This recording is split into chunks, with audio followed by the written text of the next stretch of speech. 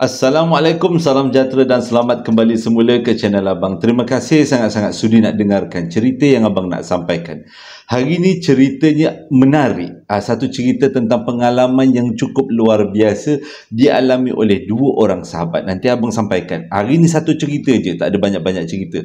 Senang Abang nak ingat. Jadi sebelum kita mulakan cerita, marilah kita sama-sama berdoa kepada Allah Ta'ala. Semoga Allah panjangkan umur, murahkan rezeki, berikan kesihatan yang baik untuk kita semua dan permudahkan segala urusan kita dunia dan di akhirat, dan semoga Allah memberikan syurga buat mak ayah kita, juga memberikan keamanan untuk kita satu dunia. Dan tanpa berlengah lagi, Abang akan mulakan cerita kali ini dengan A'udzubillahi minasyaitonirrajim. Bismillahirrahmanirrahim. Allahumma salli ala sayyidina Muhammad wa ala ali sayyidina Muhammad. Dan marilah kita sama-sama hadiahkan Al-Fatihah kepada adik Zain. Kalau tak silap nama dia Abang sebut adik Zain, yang mana ialah Abang nak cakap pun rasa tak sampai hati, tapi atas berita kematian dia tu sangat menyayat hati lah. Jadi kita doakan semoga semua urusan dia dipermudahkan, dipermudahkan dan dapat dibuktikan siapa yang bersalah. Amin ya rabbal alamin. Cerita kali ini disampaikan oleh Katie, berlaku pada tahun 2002 dan berlaku dekat satu daerah, satu kawasan di Pekan Pahang. Dan kebanyakan orang tahu dengan nama Permas Jaya. Salah, Peramu Jaya. Abang kalau nama tempat ni memanglah huru-hara sikit. Ceritanya bermula, Katie ni dia tinggal dengan mak dia dan juga kakak dia dekat satu kawasan, satu rumah dekat kawasan Peramu Jaya 3. Jadi dia kata dia tinggal dengan mak dia, dengan kakak dia memang sangatlah aman damai. Cumanya mak dia ni memang banyak aktiviti luar. Kadang-kadang mak dia ikut kawan pergi usrah, pergi jumpa ustaz. Kadang-kadang mak dia pergi ikut aktiviti-aktiviti, biasalah aktiviti ibu-ibu. Jadi dia kebanyakannya masa dia dengan kakak dia aja dekat rumah. Itu je lah. Cumanya dia ada seorang kawan baik yang namanya Mona, dan kalau dia ada masalah ataupun dia akan rasa boring, dia pergilah cari Mona tu. Baik siang, baik malam, Mona akan sentiasa menemani. Sebab dia orang memang kawan sejak daripada kecil. Kadang-kadang dia orang pergi tak balik, dia berdua ni naik motor tak balik sampailah subuh. Kadang-kadang kan sebab dia kata ada kalanya kita akan jadi stres, kita akan rasa macam hilang arah. Jadi selain daripada tempat mak dia untuk jadikan tempat mengadu, kakak Mona lah orang yang bukan keluarga tapi dianggap macam keluarga untuk dia mengeluahkan segala macam masalah dia dekat Mona. Tapi Mona seorang yang bagus, dia seorang yang menerima. Jadi perhubungan dia orang ni memang sepasang kawan baik yang memang cukup baik sejak daripada kecil sampailah ke besar. Nak jadi cerita, pada satu hari Katie ada satu masalah. Pada masa tu mak dia tak ada kat rumah pula, pergi aktiviti ibu-ibu. Daripada petang tu mak dia dah pergi ke aktiviti, katanya pergi berzanji. Lepas tu sambung-sambung pula ada kenduri doa selamat, gitu-gitulah. Jadi disebabkan tu dia pada waktu tu agak boring dekat rumah. Rumah dia pula, selalunya akak dia ada kat rumah, tapi entah macam mana akak dia hari tu dia tak ada. Akak dia pergi jumpa kawan-kawan, biasalah anak-anak dara kan. Jadi tinggallah Katie dekat rumah, terkontang-kanting seorang-seorang, tak tahu nak buat apa. Dia pun kontak lah kawan baik dia, iaitu si Mona ni tadi. Pada waktu tu dah ada handset, dah ada handset, lebih kurang lah dah ada handset, tapi waktu zaman-zaman 3310 lah masa tu, 3310, 3210. Jadi dia kontak lah Mona. Mona dia kata, mak aku tak ada kat rumah, akak pun tak ada, aku boring ni. Waktu tu lebih-lebih kurang lepas maghrib tau, jom kita pergi lepak. Tapi Mona kata, aku tak nak lah lepak dekat kedai-kedai, rasa macam satu tak selesa, satu lagi duit kurang. Tak adalah kalau lepak dekat mamak ni kena juga makan, kena juga minum. Tak adalah kita minta air putih je dia bagi. Jadi dengan macam tu, bonjol jomlah dia kata, kita boleh lepak dekat taman permainan yang ada dekat depan rumah kita. Nak jadi cerita, rumah dia orang ni tidaklah begitu jauh sangat, dekat aja. Walaupun dekat, kalau nak datang ke rumah Katie, Mona mesti naik motor. Sebab daripada jalan kaki lebih baik naik motor, sebab dah ada motor. Lagipun malam, dan kalau dia selalu lepak dengan Katie, memang mengambil masa 2-3 jam lebih lah. Kalau datang rumah tu pukul 8, alamatnya pukul 10, pukul 1 pagi baru balik rumah. Jadi lebih baik bawa motor daripada jalan kaki. Nanti kalau dah habis borak, takut nak balik. Kalau naik motor kan berani sikit, perah minyak dah sampai rumah. Jadi lebih kurang dia orang berjanji nak berjumpa lebih kurang pukul 8.30. Mereka berjanji nak jumpa dekat taman permainan yang ada dekat kawasan depan rumah Katie. Jadi dekat-dekat pukul 8.30 tu Katie pun berjalanlah ke arah taman permainan tu yang memang kedudukannya tak berapa nak jauh sangat daripada rumah. Dia berjalan mengambil masa lebih kurang 10 minit sampailah dekat kawasan taman permainan kanak-kanak. Dekat situ ada gelongsor, ada buaian. Jadi Katie duduklah dekat buaian sementara menunggu Mona. Sebab dia waktu tu hati dia memang gundah gulana. Dia perlukan seseorang untuk dia bercakap. Selang lebih kurang 5 minit dengarlah motor Mona datang tok sampailah dekat situ. Jadi Mona pun parking motor dekat tepi kawasan padang permainan. Dia pun berjalan kakilah menuju ke tempat buaian, tempat si Katie ni duduk. Jadi Katie pun tengoklah Mona. Okey, Mona nak datang. Jadi bila sampai je Mona terus tolak buaian. Waktu tu Katie ada atas buaian tu, dia tolak buaian tu. Buaian tu pun berayun. Jadi Katie ni sebenarnya orangnya agak gayat. Jadi kalau ditolak laju-laju macam tu, buaian tu akan bergoyang dalam keadaan yang super ekstrim. Jadi menyebabkan si Katie ni tak nak turun. Dia rasa macam tak sedap lah kan. Jadi selepas tu buaian pun diberhentikan. Jadi Mona tanyalah dengan Katie, apa masalahnya. Jadi Katie pun ceritalah dungdang. Ada episod air mata sikit, dundang sambung lagi. Diorang punya berborak tu start daripada pukul 8.30 sampailah menjejak pukul 10 malam. Pada waktu tu keadaan dah macam nak hujan. Dah walaupun malam kita boleh rasa tiupan angin, dia punya keadaan awan. Jadi Mona cakaplah jumlah balik. Dia kata, ni sekarang dah pukul 10 ni, dah malam sangat ni, dia kata. Jadi mungkin mak kau dengan kakak kau dah balik kot kat rumah. Jadi Katie kata mungkin jugalah dia dah balik. Tak apalah, dia kata kita berpisah kat sini dah. Jadi Mona tanya, nak tak aku hantar kau dekat rumah kau? Dia kata Katie tak payahlah, rumah aku just jalan kaki je, tak berapa jauh sangat daripada tempat kita berjumpa ni. Oh, kalau macam tu tak apalah, aku balik dulu, kata Mona. Jadi Mona pun balik. Mona yang Katie ni pun berjalanlah balik ke rumah dia. Hantunya belum sampai, baru nak masuk ni. Bila sampai dekat rumah, tiba-tiba Katie perasan dalam rumah dia hanya dia seorang. Tak ada akak dia, tak ada mak dia. Dia ingatkan mak dia dah balik sebab dah pukul 10 malam. Mak dia tak balik lagi. Mesti mak dia ada urusan yang penting. Tapi kenapa akak dia tak balik-balik lagi? Tapi tak apalah, dia kata. Dia pun ambil semayang, solat isyak. Lepas tu dia pun buatlah ada kerja sikit. Dan dekat pukul 11 malam, dia pun masuklah bilik. Waktu dia baring dekat tilam tu, dia dengar dekat luar ribut taufan hujan yang sekuat-kuatnya. Jadi dia diam je lah. Dia layan mata. Akhirnya dia tertidur. Sebab dia kata besok paginya, dia nak keluar dengan kakak dia. Kakak dia temankan, nak minta temankan kakak dia dekat pergi satu pasar raya. Jadi dia pun tidur malam tu. Sedar-sedar dah subuh. Bila subuh tengok mak dia pun dah ada, kakak pun dah ada. Dia pun tak rasa risau. Selepas solat subuh, mandi-mandi, siap-siap semua, lebih kurang pukul 8.30, kakak dia pun ajak lah dia keluar daripada rumah, pergi ke pasar raya yang pasar lah, bukan pasar raya, pasar yang dimaksudkan oleh si kakak tadi. Jadi dekat pasar tu, tengah-tengah dia merayau, tiba-tiba entahlah dia tergerak hati nak telefon si Katie. Salah, nak telefon si Mona. Jadi dia telefonlah Mona. Mona angkat telefon tu. Cuma suara Mona macam letih sangat. Jadi dia tanyalah, Mona, kau okey ke tak ni? Kau tak bangun lagi? Kena pukul 9 ni? Anak dara jenis siapa ni? Dia kata. Jadi Mona kata, aku dah ngantuk gila, kau yang ajak aku keluar semalam. Aku dah tak tahan ni. Aku nak tidur lagi. Kalau boleh aku nak tidur sampai pukul 12. Nak kodok tidur ni. Jadi pada waktu tu Katie pelik. Kenapa Mona macam ni? Tak apalah, dia pun diam je lah. Selepas pukul 12, waktu tu Katie dah ada dekat rumah. Kakak dia pun dah ada, mak dia pun dah ada.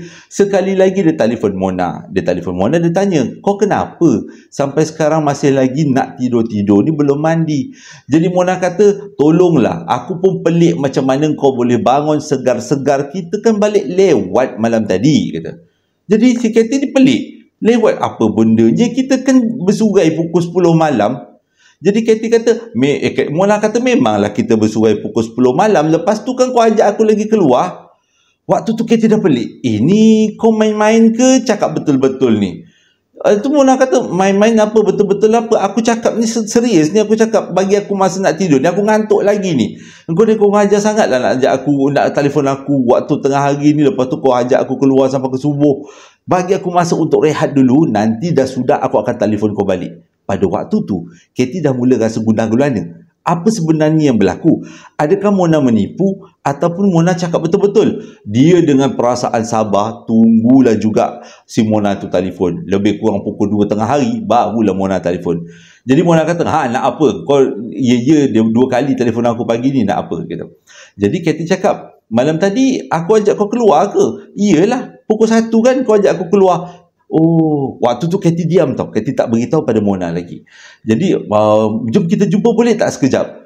Bolehlah, kau datang je lah rumah aku, kata Katie. Jadi Mona ni pun setuju, dia pun naiklah motor, pergilah ke rumah Katie. Sampai dekat rumah Katie, duduk dekat dalam rumah, Katie pun bagi lain. Katie pun tanya soalan macam ni. Apa yang aku borakkan malam tadi? Entahlah, mula-mula daripada pukul 8.30 sampai pukul 10 tu, kau macam okey je.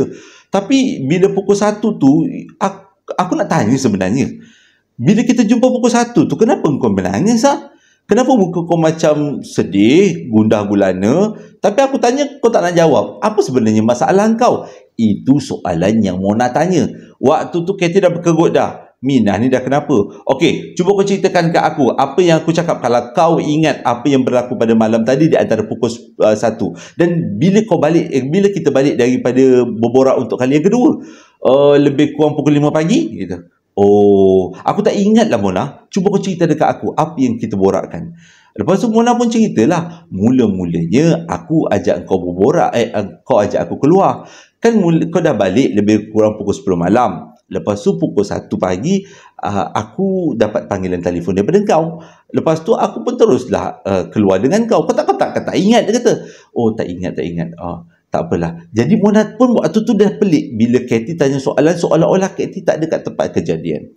Jadi Mona pun tanya, aku tak nak lanjutkan cerita ni, aku nak tanya, kenapa kau tanya soalan pelik-pelik dekat aku? Sedangkan malam tadi memang kau keluar dengan aku. Kita sempat pun mengambil gambar. Kita sempat berborak-borak banyak perkara.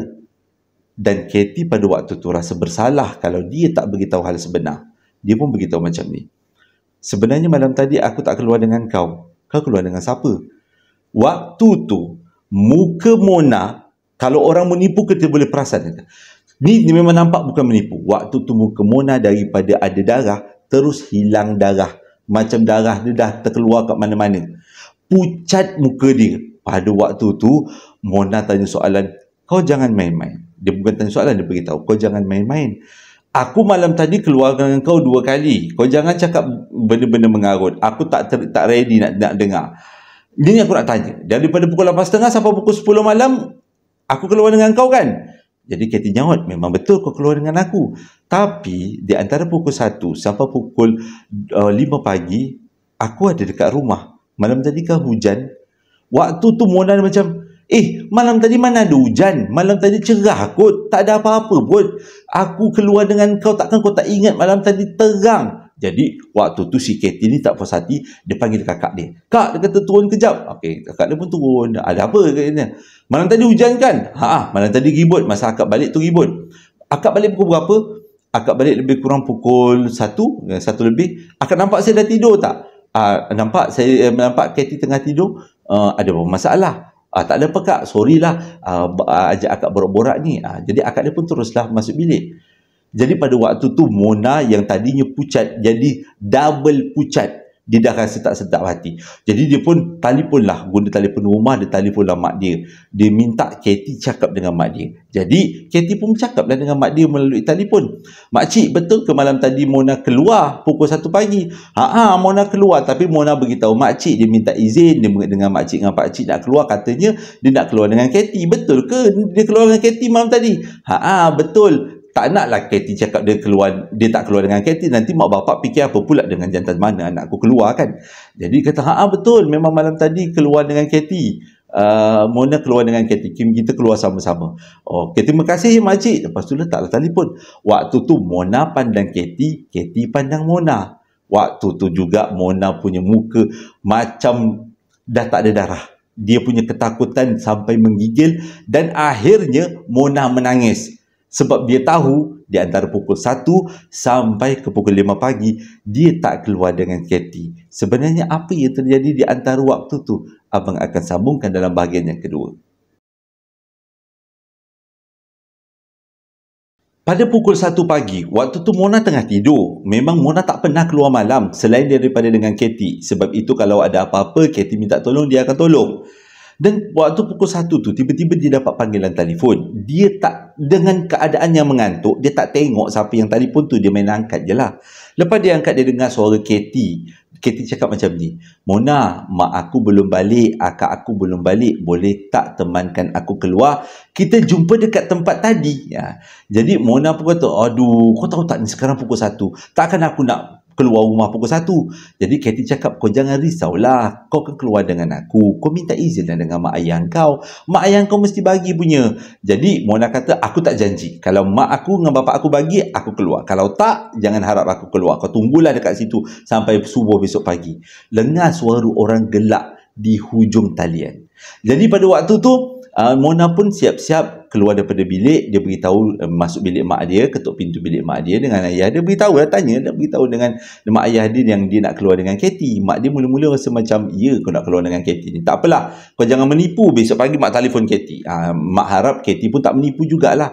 Dia kata, mak jangan risaulah, kita ni kan duduk rumah jiran dekat aja, selang 3 rumah je, kalau mak tengok kita orang keluar pun, daripada sini mak boleh nampak. Jadi si Mona ni pun turunlah rumah. Bila di rumah, dia pun bawa motor. Tak jalan kaki je. Dia bawa motor, pergilah dekat kawasan taman permainan yang dia cakap. Pada waktu tu walaupun pukul 1, tapi masih lagi ada anak-anak bujang yang lepak-lepak tepi jalan. Jadi tak adalah rasa takut sangat. Lagipun taman permainan tu terang dengan pelita.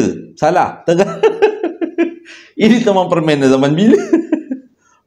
Dia taman permainan tu terang dengan lampu jalan. Jadi pada waktu tu bila dia sampai, dia tengok Katie dah ada dekat buaian.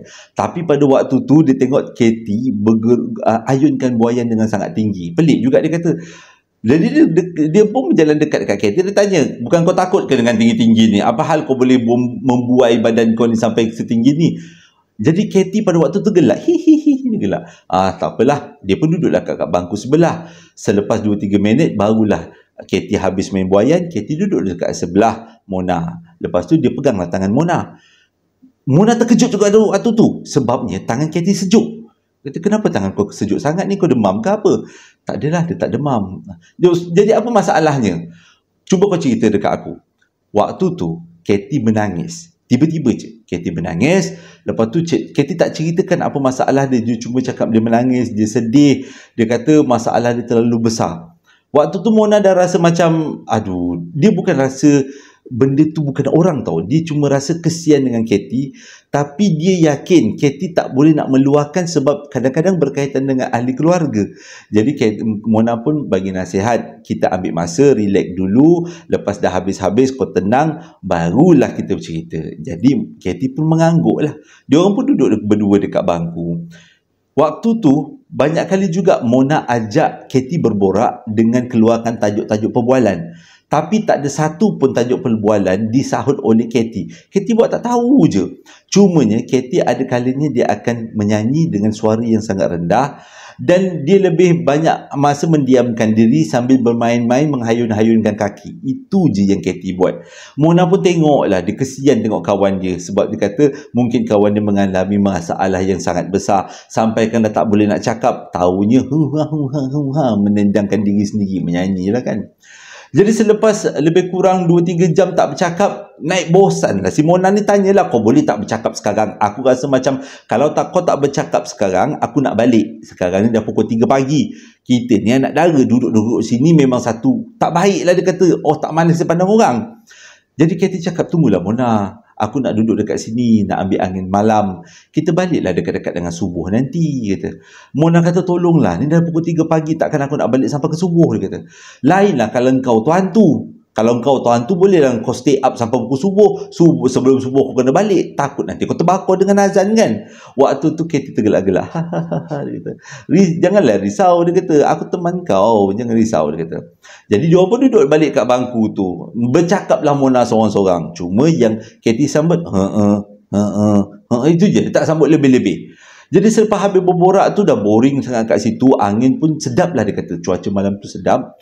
Jadi diorang pun Katie Katie ajak Mona, jom Mona kita pergi dekat kawasan Dewan. Siapa yang tahu dekat kawasan tu, dia kata ada Dewan. nak buat apa dekat Dewan? Oh, dia kata tempat tu macam gelap sikit, dia kata. Jadi ada bumbung, kita pun tak kena embun, kata.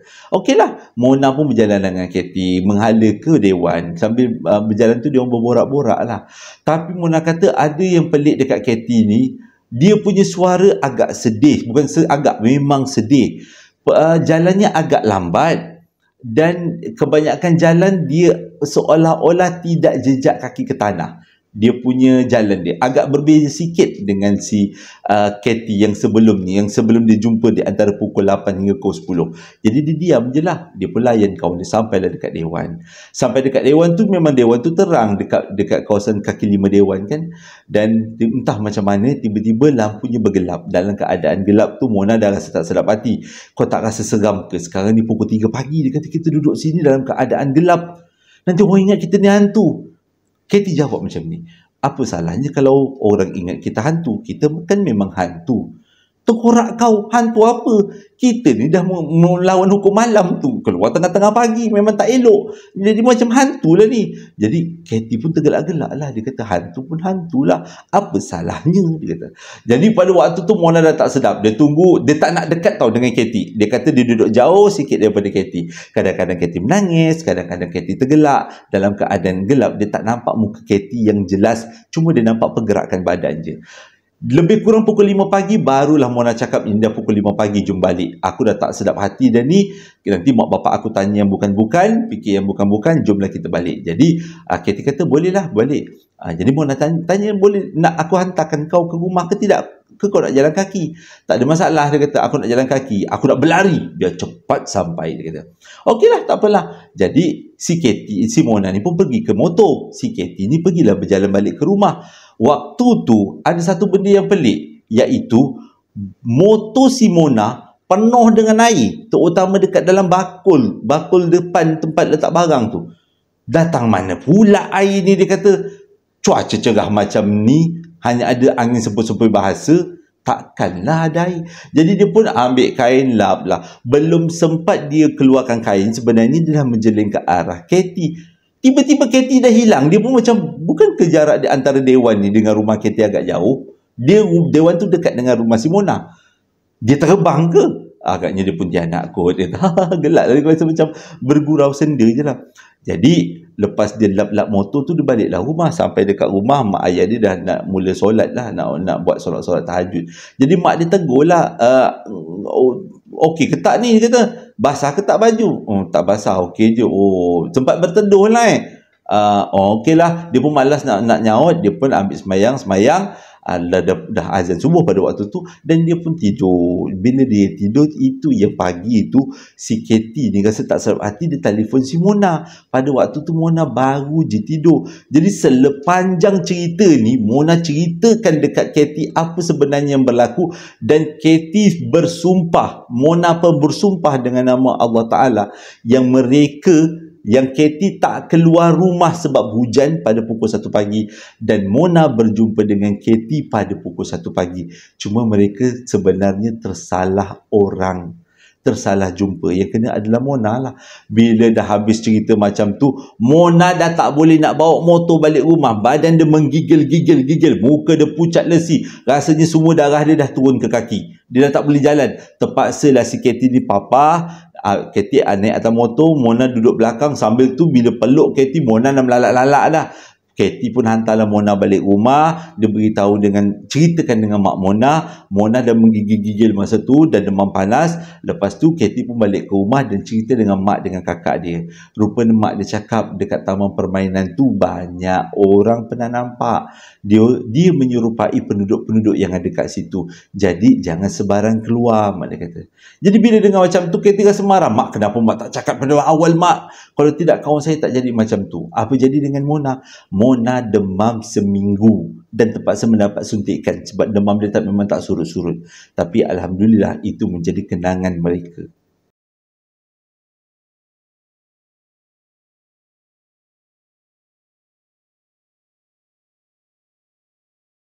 Terima kasih sangat-sangat sudi dengarkan cerita yang abang sampaikan. Walaupun ceritanya pendek, tapi cukup memberi kesan. Jangan sebarang melepak. Takut tempat yang kita lepak tu ada benda lain yang memerhatikan kita dan cuba-cuba untuk meniru muka dengan wajah kita dan menjerat orang lain. Kita tak kena. Jadi sebelum kita tamatkan cerita, abang tamatkan cerita macam biasa, abang akan sampaikan beberapa ucapan. Dan sebelum tu, siapa-siapa yang nak beli sambal lara, perapan sate dan juga coklat moist, abang ada letakkan link-link pembelian di bawah setiap video. Ucapan yang pertama datangnya daripada Arif. Arif ni pernah sampaikan cerita kepada abang. Jadi salah satu cerita yang ada dalam video-video abang tu adalah pengalaman Arif sendiri. Tapi kali ini bukan dia nak sampaikan cerita. Dia minta kita semua mohon kita semua hadiahkan Al-Fatihah buat mak dengan ayah dia yang meninggal pada tahun 2023. Juga cikgu kesayangan dia meninggal pada tahun 2023. Jadi marilah kita sama-sama hadiahkan Al-Fatihah buat Makcik Tesah iaitu ibu kepada Arif, Pak Cik Omar ayah kepada Arif dan juga Cikgu Bulung yang cikgu kesayangan Arif. Semoga almarhum bertiga ditempatkan di kalangan orang yang beriman, berada di taman-taman syurga, diampunkan segala dosanya, diterima segala amalannya dan dimasukkan ke syurga tanpa hisab. Amin ya rabbal alamin. Ucapan yang kedua datangnya daripada seorang bonda yang namanya Bonda Fa daripada Singapura. Dia pun pernah hantarkan cerita kepada abang tentang salah satu cerita di Singapura. Yang mana dia menggunakan nama nickname-nya dengan nama Miss Attitude. Dia nak sampaikan selamat hari jadi buat anaknya iaitu Aiden Zidane bin Suhirman. Yang mana hari jadinya jatuh pada 10 hari bulan 12 genap umur 9 tahun dengan ucapan selamat hari jadi buat anak dia tersayang. Semoga Allah sentiasa merahmati, semoga Allah memberikan kerahmatan dunia dan di akhirat, dipanjangkan umur, dimurahkan rezeki, diberikan kesihatan yang baik dan diberikan masa depan yang cemerlang. Dan pada masa yang sama pada 23 hari bulan 12 iaitu jatuhnya hari jadi buat Bonda Fa sendiri, iaitu Fa dia punya hari jadi, Miss Attitude punya hari jadi, yang mana pada 23 hari bulan 12 genaplah umur dia 41 tahun. Jadi daripada pihak JSPL, abang ucapkan selamat hari jadi buat Fa, semoga dipanjangkan umur, dimurahkan rezeki, diberikan kesihatan yang baik, dipermudahkan segala urusannya dunia dan di akhirat. Dan akhir sekali daripada seseorang, dia nak minta kita semua doakan bondanya. Yang bonda dia ni pernah hantarkan satu hadiah pada abang, satu baju putih dengan logo One Piece. Dia tahu abang minat buat kartun One Piece. Abang baca kartun One Piece tu sejak daripada tingkatan 5 tau. Sejak daripada tingkatan 5 sampailah sekarang abang masih lagi baca. Punyalah lama. Dan abang panggil dia dengan nama Granny. Granny sekarang ni di hospital dalam keadaan yang tidak mengizinkan kerana oksigennya tiba-tiba drop. Katanya mengikut kata anak dia telah dijangkiti dengan COVID. Sebab itu dia punya oksigennya drop. Jadi marilah kita sama-sama doakan semoga Granny atau nama sebenarnya Puan Siti Bahiyah Saad, semoga cepat sembuh daripada penyakit dan cepat sembuh seperti sedia kala. Daripada saya doakan Granny supaya cepat sembuh juga dan supaya dapat cergas sihat seperti sedia kala. Amin ya rabbal alamin. Saya sangat-sangat berharap. Terima kasih sangat-sangat sudi dengarkan cerita yang abang sampaikan kali ini. Moga-moga ceritanya menjadi hiburan dan iktibar. Jadi hingga berjumpa lagi dalam 2 hari akan datang. Salah lagi. Hingga berjumpa lagi dalam sehari esok. Assalamualaikum warahmatullahi wabarakatuh.